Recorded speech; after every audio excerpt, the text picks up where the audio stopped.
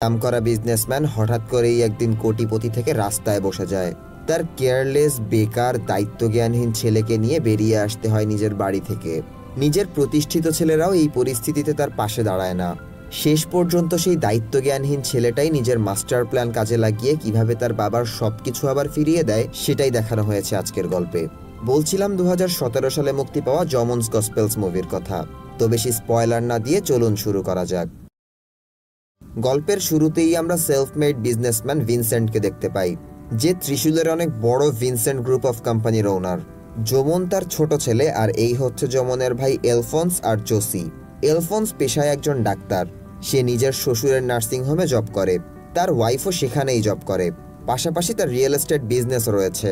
অন্যদিকে জোসি ভিনসেন্ট কোম্পানির বিজনেসগুলো দেখাশোনা করে। বর্তমানে তারা সবাই ভিনসেন্টের মেয়ের বিয়ে নিয়ে ব্যস্ত। এদিকে বর বউকে চার্চে নিয়ে যাওয়ার দায়িত্ব ভিনসেন্টের আঙ্কেলকে দেওয়া হয়েছে।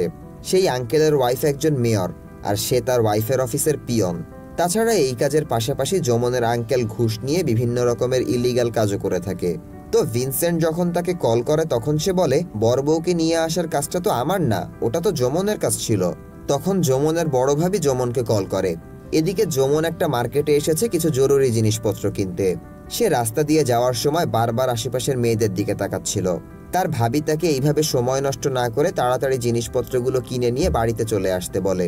এদিকে যমন এটিএম থেকে টাকা তুলতে গেলে তার সাথে তার বন্ধু মোস্তাকের দেখা হয়। মোস্তাক বলে, তুই তোর গাড়ি এখানে রেখে দে, আর